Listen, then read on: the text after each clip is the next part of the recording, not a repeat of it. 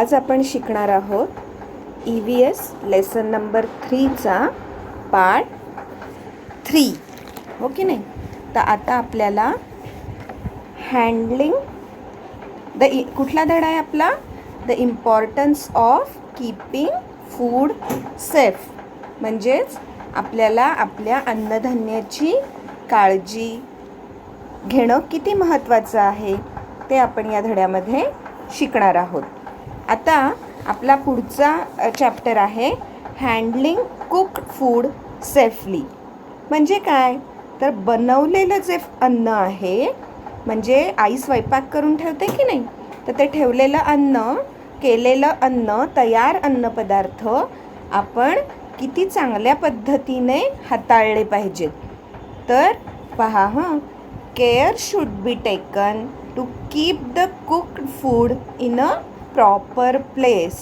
म्हणजेच बनवलेले सगळे पदार्थ, खाण्याचे पदार्थ व्यवस्थित चांगल्या स्वच्छ ठिकाणी आपल्याला ठेवले पाहिजेत, हो की नाही. आणि व्यवस्थित ते प्रॉपर जागेला ठेवले पाहिजेत.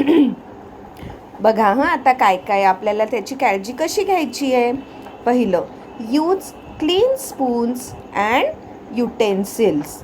बघा आता cooked food should be removed in a clean utensils using a clean spoon. म्हणजे काय? तर आपण जे बनवलेले अन्नपदार्थ असतात ते ठेवण्यासाठी स्वच्छ भांडी वापरली पाहिजेत आणि ते चांगल्या भांड्यामध्ये काढून ठेवलं पाहिजे. बऱ्याच वेळेला तुम्ही बघता की नाही की आई मोठ्या कढईमध्ये भाजी किंवा आमटी किंवा वरण बनवते आणि एका छोट्या भांड्यामध्ये काढून ठेवते. तर ते काढताना सुद्धा स्वच्छ चमचा वापरायचा. बनवलेले अन्नपदार्थ चांगल्या स्वच्छ भांड्यामध्ये आधी काढून ठेवायचे आणि ते काढण्यासाठी क्लीन स्पून म्हणजे स्वच्छ चमचा वापरायचा. पुढे दुसरं काय आहे बघा, टू कव्हर. बघा बनवलेले अन्नपदार्थ नेहमी काय करायचे असतात? झाकून ठेवायचे असतात. Cooked food should be allowed to cool before covering it. जेव्हा पदार्थ गरम असतात तेव्हा लगेच त्याच्यावर झाकण ठेवायचं नाही. In the mean time place a lead half covered. म्हणजे थोडं तिरकं झाकण ठेवायचं. ओव्हर द फूड तिरकं झाकण ठेवायचं. बघा बऱ्याच वेळेला if milk is hot then put a mesh lid to cover it. म्हणजे बऱ्याच वेळेला आपण दुधाचं पातेलं बघतो, आईने दूध तापवलेलं असतं आणि ते दुधाचं पातेल्यावर जे झाकण ठेवतो ते कसं असतं? तर ते जाळीचं झाकण असतं, हो की नाही. कारण त्यातली आतली जी वाफ आहे ती त्या जाळीमधून बाहेर जाते. When the food is fully cooled, cover it totally. जेव्हा तयार अन्नपदार्थ थंड होतील तेव्हा ते सगळे व्यवस्थित झाकण लावून ठेवायचं. So that dust and flies do not settle over it. म्हणजे त्याच्यावर धूळ किंवा बारीक बारीक किडे वगैरे असतात की नाही ते त्याच्यावर बसत नाहीत.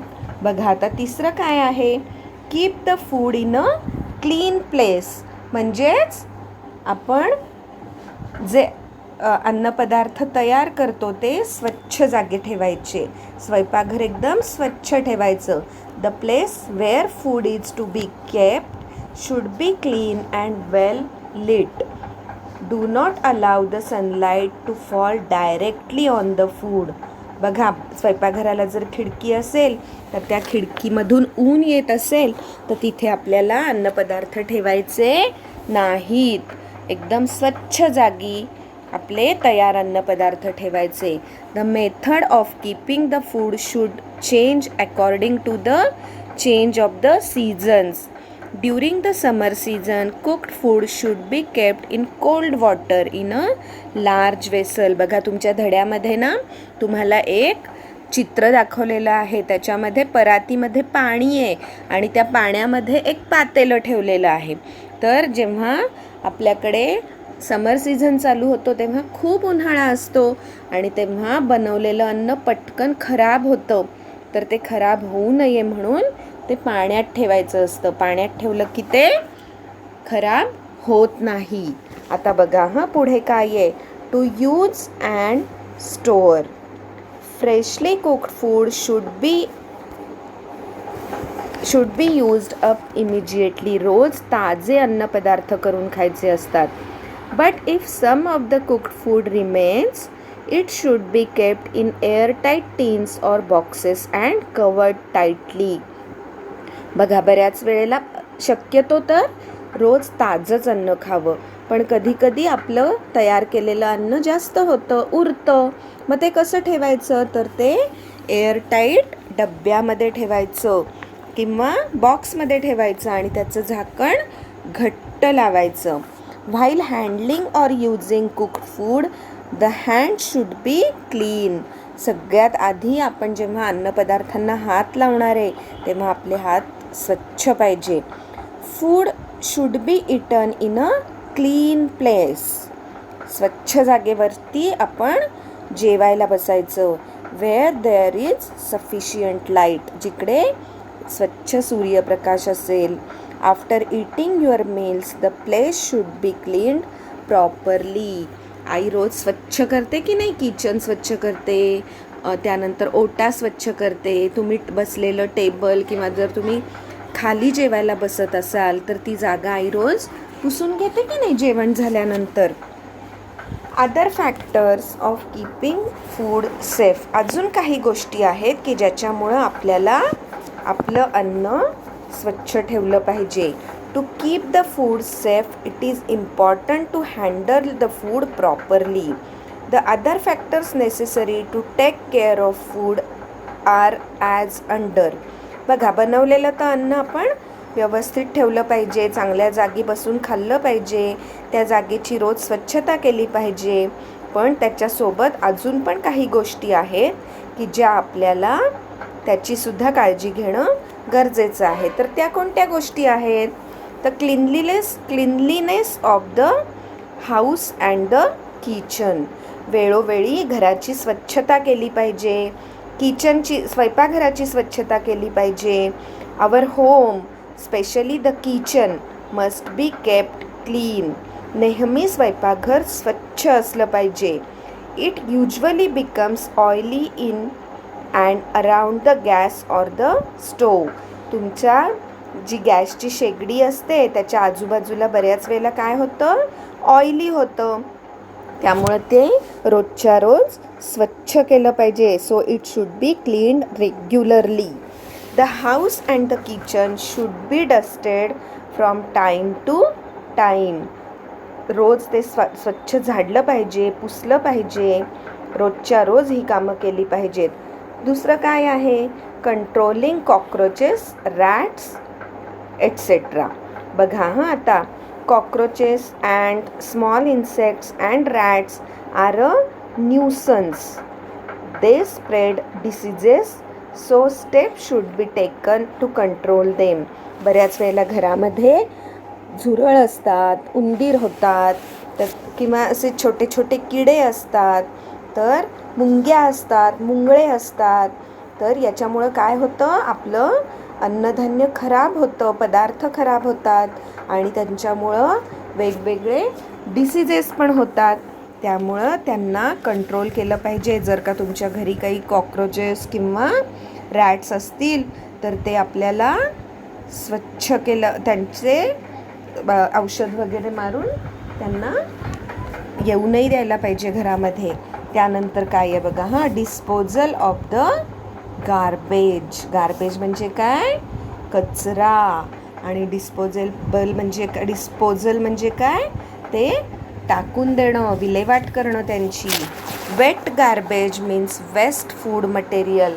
बघा, सध्या तुम्ही सगळीकडे बघताय की नाही, ओला कचरा आणि सुका कचरा आपल्याला वेगळा केला पाहिजे. तर ओल्या कचऱ्यामध्ये काय असतं, तर ओल्या कचऱ्यामध्ये if the garbage of vegetables and fruits remains for a long time the growth of insects is rapid. म्हणजेच जर का ओला कचरा तुमच्या घरामध्ये खूप दिवस राहिला तर तुमच्याकडे वेगवेगळे किडे झपाट्याने वाढतात. This affects the safety of food. हे याच्यामुळं काय होतं, आपण बनवलेलं अन्न पण खराब होतं. Thus, it is very important that the garbage of the house, especially the wet garbage, is disposed of daily. तर हे जे आहे, तर आपण जे आपल्या घरामधला कचरा आहे तो रोजच्या रोज टाकला पाहिजे. स्पेशली ओला कचरा. ओल्या कचऱ्यामुळे आपल्याला खूप धोका असतो, तर त्याच्यामुळे ओला कचरा रोज टाकून दिला पाहिजे. रोजच्या रोज डिस्पोजल त्याचं वेट गार्बेजचं केलं पाहिजे.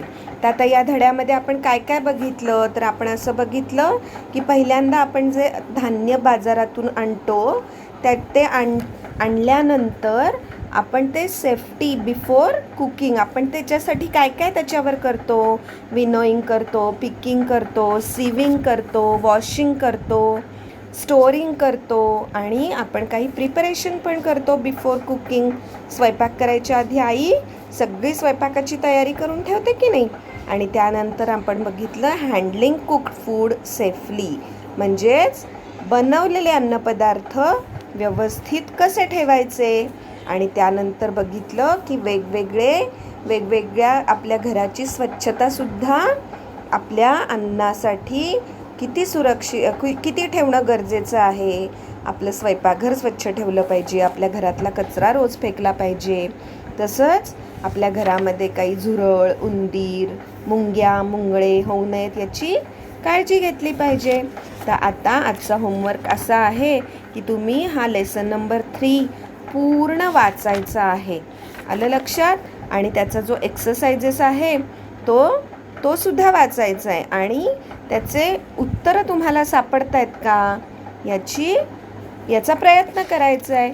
आणि मी तुम्हाला पुढच्या आपल्या याच्यामध्ये सांगणारच आहे की तुम्हाला त्या प्रश्नांची उत्तरं कशी लिहायची आहेत ते.